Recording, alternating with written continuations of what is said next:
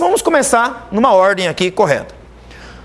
A eletrização por atrito, que é a primeira forma que eu vou mostrar para vocês aqui, é a maneira mais antiga que nós descobrimos de eletrizar.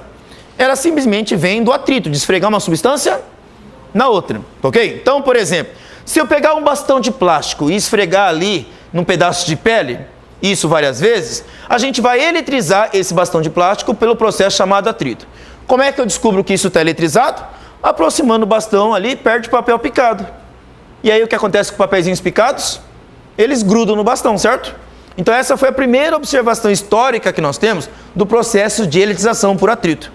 Uma maneira muito fácil também de você descobrir isso em casa. Pega um pente, por exemplo, de plástico e passa no cabelo seco. As garotas de cabelo comprido vão perceber isso melhor. Você passa o pente no cabelo, mas os rapazes também podem fazer isso. E depois coloca o pente perto do papel picado. O que vai acontecer com os papéis? Vão ficar grudados no pente. Ou seja, o pente ficou eletrizado. Mas como a eletrização ocorre por atrito? Nesse processo, o que vai acontecer? Na eletrização por atrito, o atrito gera uma ação mecânica entre as partículas que compõem o bastão e a pele ali. Nesse processo de atrito, uma das substâncias vai perder elétrons e outra vai ganhar elétrons. Quem perde elétrons fica eletrizado positivamente, porque seus átomos perdem elétrons. Quem ganha elétrons fica eletrizado negativamente. Então, nesse processo de eletrização, um corpo perde elétrons enquanto o outro ganha elétrons. Repetindo, quem perde fica eletrizado positivamente. Quem ganha elétrons fica eletrizado negativamente. Ok? E nessa tabela que eu mostro para vocês aqui, nós temos uma tabela onde já está organizado, ok? Quais são os materiais que têm mais tendência a perder elétrons e quais materiais têm mais tendência a ganhar elétrons. Por exemplo, eu tenho aqui o vidro, a mica, a lã, a seda, o papel, a madeira, o âmbar, o ebonite, o enxofre e o plástico. É claro que existe muito mais substância do que isso, né? Mas aqui só temos alguns para ilustrar para vocês. Essa série de materiais que eu montei aqui para vocês é chamada série triboelétrica. Tribo vem da expressão grega que significa esfregar, atritar. Elétrico, então, esfregando, eletrizando, certo? Se eu esfregar aqui, por exemplo, o vidro com a mica, o que vai acontecer? O vidro, ele tem mais tendência a perder elétrons do que a mica. Então, como ele tem mais tendência a perder elétrons, o elétron passa do vidro para a mica. Como é que fica o vidro, então? Positivo. E a mica fica o quê? Negativo. Se eu esfregar agora o vidro com papel, mesma coisa. O vidro atritado com papel, o vidro tem mais tendência a perder elétrons e ficar positivo. O papel tem mais tendência a ganhar elétrons e ficar, então, negativo. Mas e se eu esfregar agora o papel com o âmbar, por exemplo? Papel e o âmbar aqui. Certo? O que vai acontecer? O papel tem mais tendência a perder elétrons do que o âmbar e o âmbar tem mais tendência a ganhar elétrons do que o papel. Então o papel vai ficar, nesse caso, eletrizado positivamente, quando eu esfregar com o âmbar, e o âmbar vai ficar eletrizado negativamente. Se eu esfregar agora o âmbar com enxofre, por exemplo, o que vai acontecer? O âmbar tem mais tendência a ficar o quê? Positivo, porque ele tem mais tendência do que o enxofre a perder elétrons. Então ele fica positivo. E o enxofre vai ficar negativo, porque ele tem mais tendência a ganhar elétrons. Entendeu essa ordem que eu coloquei aqui? Nessa ordem, então, nós temos uma tendência diferenciada entre os materiais. Por que que isso acontece? Porque os materiais diferentes são feitos de átomos e moléculas diferentes. Cada um deles tem uma estrutura molecular e atômica também diferente.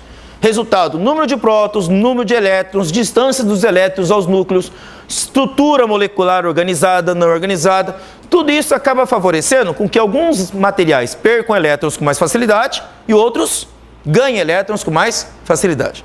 Vou fazer uma pequena comparação com vocês aí para você entender essas diferenças. Por exemplo, se nós pegarmos os elementos químicos que compõem toda a tabela periódica que nós conhecemos, nós temos alguns materiais ali que são chamados metais. Outros são chamados não metais e alguns estão ali como semimetais, certo? Desses materiais, metais, não metais, semimetais e até os gases nobres ali, nós temos materiais que têm mais facilidade de perder elétrons e materiais que têm mais facilidade de ganhar elétrons. Vou pegar um exemplo. Na tabela periódica, nós temos os elementos que fazem parte do grupo 1, ou também chamado família 1A. Esses elementos, eles só têm um elétron na camada de valência, que é a camada mais externa do átomo. Se eu pegar os elementos da família 7A, que é do grupo 17, eles têm 7 elétrons na última camada. Ou seja, a camada de valência está cheia de elétrons. Então pensamos comigo. Eu tenho um átomo que tem pouco elétron na última camada, outro átomo que tem bastante elétrons na última camada. Por que um tem pouco, por que outro tem muito? Quem tem pouco é porque é menos atraído. Quem tem muito é porque é mais atraído. Vou fazer uma analogia meio esdrúxula, mas dá para entender assim. Você passa na frente do restaurante, só tem um carro estacionado ali na hora do almoço. Você pensa que você vai parar para comer, né? Passa no restaurante, tem 500 carros parados no estacionamento. O que você pensa? Qual restaurante deve ser melhor? Aquele que tem 500. É ou não é? Você pensa, tem muita gente ali porque a comida é melhor, certo? Então quer dizer que o átomo que tem mais elétrons ali na camada de valência é um átomo que atrai elétrons com mais força para o núcleo. Já o outro átomo que tem menos elétrons, ele atrai com menos força. Quando aproxima esses dois átomos, o que vai acontecer? Um atrai elétrons com facilidade, outro atrai elétrons com menos facilidade. O que vai acontecer? Um tem mais facilidade de perder, outro tem mais facilidade de ganhar. Entendeu o que eu acabei de falar? Então aquele que tem pouco, perde para aquele que tem mais. Resultado, elementos químicos diferentes têm propriedades de manter os seus elétrons também de forma diferente. Os químicos chamam isso de eletronegatividade ou também de eletroafinidade. Na física, basta saber isso. Nós temos materiais que têm mais tendência a perder elétrons e materiais que têm mais tendência a ganhar elétrons. Entenderam? Então, no processo de atrito, esfregou duas substâncias, um perde elétron, o outro ganha. Quem perde fica positivo, quem ganha fica negativo. Bom, outra forma de eletização que é comum de acontecer, a eletização por contato, tá? Tem uma brincadeira muito comum que as pessoas fazem às vezes, tá? De pegadinha com um colega, que é chegar, por exemplo, mexer numa tomada e fazer de conta de um choque. Já viram esse tipo de coisa? A pessoa encosta a tomada, dá uns berros, a pessoa do lado leva um susto. Certo? Bom, isso é eletrificar-se com contato. Bom, se você está na dúvida, bota o dedo. Não precisa pôr o dedo não, tá, gente? Certo? Você pode eletrizar simplesmente colocando em contato. Vamos imaginar aqui meus corpos em situação que eu estou representando aqui. Ó. Eu tenho um corpo A e um corpo B. O que nós vemos neles? O corpo B, eu não tenho nenhuma carga em excesso aqui. Não significa que não tenha carga. Eu só não desenhei cargas em excesso. Então significa que cada carga positiva aqui está sendo anulada por uma carga negativa. Porque o corpo é feito de átomos e átomos têm carga, não tem? Só que o número de prótons é igual ao número de elétrons. Então ele está neutro aqui. Só que olha o corpo A. O corpo A tem cargas em excesso. Quantas cargas em excesso aqui tem? 4 cargas positivas. O que acontece quando eu toco o corpo A com o corpo B? Nós temos uma diferença de carga ali, não temos? Então, essa diferença, ela tende ao estado de equilíbrio. Então, quando eu toco o corpo A no corpo B, olha o que vai acontecer. Há uma migração de carga de um corpo para o outro. É claro que muita gente pode pensar que aconteceu o seguinte, cargas positivas saíram de A e foram para B.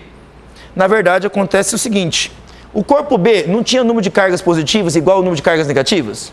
E o corpo A não tinha excesso de cargas positivas? Quando eu toco o corpo A com o corpo B, o que o corpo A faz? Ele puxa elétrons para ele. Por que ele puxa? Porque ele tem carga, o outro está neutro. Então as cargas positivas atraem quem aqui? As cargas negativas. Então elétrons migram daqui para cá, certo? Mas quando o elétron sai daqui e migra para cá, ele não anula uma carga positiva? Então diminui a quantidade de carga positiva aqui, não é? Mas ele deixa um próton sozinho lá. Então sobe uma carga positiva. Outro elétron migrou para cá, anula um positivo aqui, sobra outro aqui. No final, quando os elétrons de B migram para A, é como se as cargas positivas fossem de A para B. Ou seja, o meu sistema tende a um estado de equilíbrio. Os elétrons migram de um corpo para outro, por quê? Para tentar alcançar um estado de equilíbrio. Aliás, alcançar estado de equilíbrio na física é muito importante entender isso. Nós temos vários sistemas dentro da física em que todo sistema tende ao estado de equilíbrio. Vou te dar um pequeno exemplo. Temperatura. Se eu tenho 2 ou mais corpos que estão com temperaturas diferentes, o que acontece se eu colocar esses corpos em contato? Vai manter a diferença de temperatura? Não. O que está mais quente tende a esfriar, o que está mais frio tende a esquentar. Nesse caso, não são elétrons que migram de um corpo para outro, a gente chama de calor. Energia térmica passa de um corpo para outro. E até quando esse calor flui de um corpo para outro? Até o sistema entrar em equilíbrio térmico. Então, o sistema diferente tende ao estado de equilíbrio. Se nós pegarmos agora caixas d'água, é um outro exemplo que eu posso citar. Se eu pego uma caixa d'água está cheia, outra caixa d'água está vazia, e eu ligo um cano de uma caixa d'água até outra, eu não posso fazer a água passar de uma caixa para outra? De onde para onde? Daquela que está com nível mais alto para aquela que está no nível mais baixo. Até quando essa água flui de uma caixa para outra? Até igualar o nível. Ou seja, até as duas caixas estarem em um estado de equilíbrio. Isso mostra para nós, então, que os fenômenos da natureza tendem a um estado de equilíbrio quando há diferença. Basta você colocá-los em contato. Até mesmo diferença de pressão. Se eu tenho um ambiente aqui, está sob alta pressão, e eu tenho aqui outro ambiente, está sob baixa pressão, se eu abrir a válvula que abre o contato entre os dois ambientes, o que vai acontecer? O gás que está sob alta pressão passa para o ambiente que está com baixa pressão. Até os dois ficarem à mesma pressão. Então, como eu estou citando vários exemplos para vocês, entendo que a natureza tende ao estado de equilíbrio. E é o que acontece aqui. Quando eu pego um corpo eletrizado, coloco ele em contato com o corpo neutro, ambos tendem ao estado de equilíbrio. Aí se pergunta, professor, mas professor, e se os dois corpos estiverem assim? Um tiver positivo, o outro tiver negativo, e eu colocar os dois em contato, vai tender também ao estado de equilíbrio? Vai. Aí é que está a jogada da coisa. Se eu tenho um positivo e coloco em contato com outro negativo, os dois também tendem ao estado de equilíbrio. Como? Calculando uma média. Vamos imaginar que eu tenha dois corpos idênticos aqui, certo? E esse corpo à direita e esse corpo à esquerda têm cargas diferentes. Por exemplo, vamos supor que isso aqui tem uma carga de mais Q, é o valor da quantidade de carga que eu dou a ele. E o outro tem uma quantidade de carga de menos 2Q. Ou seja, em módulo ele tem o dobro desse valor, certo? Só que ele é negativo. O que acontece se eu colocar esses dois corpos em contato? Se os dois corpos são iguais em tamanhos, eles tendem a um estado de equilíbrio. Como é que eu calculo esse equilíbrio? Somo a carga total e vou dividir por quanto? Por duas partes iguais. Vou pegar mais Q com menos 2Q e vou dividir por quanto? Por 2. Quanto que é mais Q com menos 2Q? Dá menos Q dividido por 2. Ou seja, cada corpo vai ficar com quanto? Menos Q sobre 2. Ambos ficam com cargas iguais no final. E por que os dois ficaram negativos no final? Porque eu tenho mais carga negativa do que carga. Ao igualar os dois, fica negativo. Fazendo uma analogia também meio grosseira, mas dá para entender. Imaginem que uma pessoa tem dinheiro e outra tem dívida, certo? Ok? Certo? Só que a dívida é o dobro do que o outro tem dinheiro, né? Aí junta os dois. Vai ter dinheiro ou vai ter dívida? Por quê? Porque a dívida é maior que o saldo positivo aqui, né? Entendeu o que eu acabei de falar? Certo? Então assim, se eu tenho uma pessoa com dinheiro e uma pessoa falida, duplamente falida, né? Os dois se casam, ficam os dois falidos, né?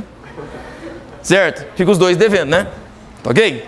Então, agora é claro, se aqui fosse só menos Q e aqui mais Q, quanto daria? Zero, porque mais Q com menos Q dá zero. Dividir por 2 vai dar zero. Então, se eu tenho no meu saldo bancário lá 10 mil reais, tá? Me caso com uma garota que tem 10 mil reais de dívida no banco, né? No final, somos dois zerados, né? Se eu juntar meu dinheiro com o dela, certo? Gente, alguma dúvida sobre isso aqui? Beleza? Então, a elitização por contato, a tendência é ficar os dois iguais, tá? Uma elitização por contato bastante comum que acontece no nosso dia a dia, ele vem de uma elitização por atrito anterior. Já devem ter notado que quando você anda no shopping center, às vezes você encontra um amigo teu, uma amiga sua e vai cumprimentar a pessoa, leva choque? Já sentiram isso já? Já? Então o que acontece ali? Você estava caminhando pelo shopping center e o shopping center tem um sistema de ar-condicionado. Esse sistema de ar-condicionado retira a umidade do ar, aí o ar fica seco.